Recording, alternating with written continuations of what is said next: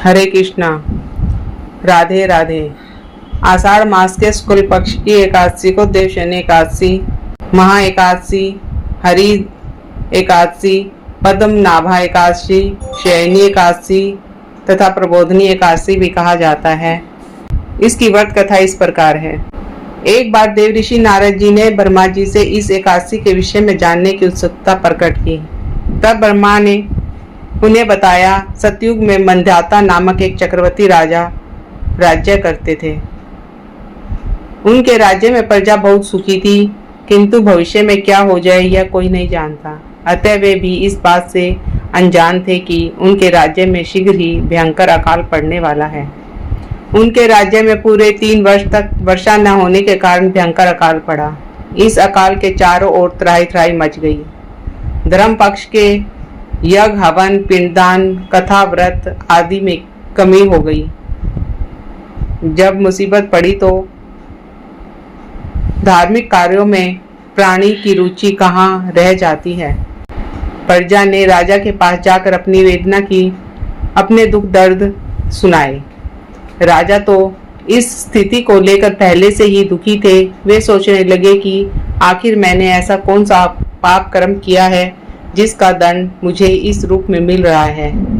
फिर इस कष्ट से मुक्ति पाने का कोई साधन करने के उद्देश्य से राजा सेना को लेकर जंगल की ओर चल दिए। वहां चलते चलते एक दिन वे ब्रह्मा जी के पुत्र अंगिरा ऋषि के आश्रम में पहुंचे और उन्हें साष्टांग प्रणाम किया। ऋषिवर ने आशीर्वाद दिया और उनके आने का कारण पूछा। फिर जंगल में विचरने वे अपने आश्रम में आने का प्रयोजन जानना चाहा। तब राजा ने हाथ जोड़कर कहा, महात्मन, सभी प्रकार से धर्म का पालन करता हुआ भी मैं अपने राज्य को दुर्भिक्ष का दृश्य देख रहा हूँ। आखिर किस कारण से ऐसा हो रहा है? कृपया इसका समाधान करें। यह सुनकर महर्षि अंगिरा ने कहा, हे राजन, सब युगों से उत्तम यह सतयुग है।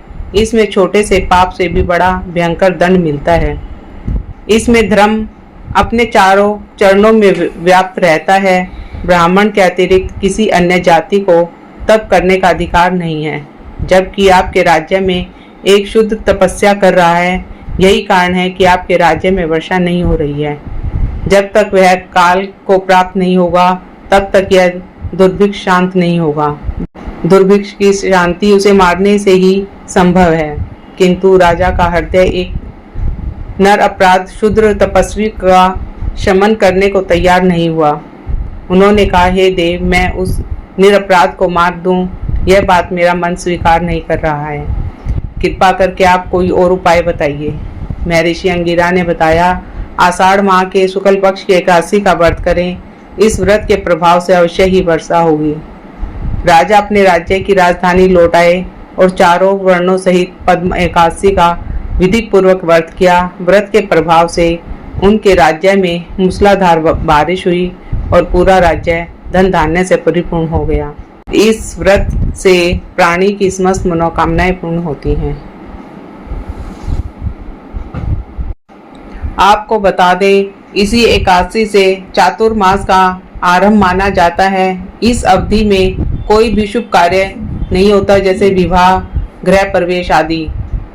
मान्यता है कि इस दिन से भगवान श्री हरि विष्णु क्षीर सागर में शयन करते हैं और फिर 4 माह बाद उन्हें उठाया जाता है। उस दिन को देव उठानी एकादशी कहा जाता है। इस बीच के अंतराल को ही चातुर्मास कहा जाता है। वो लक्ष्मी नारायण भगवान की जय, विष्णु भगवान की जय।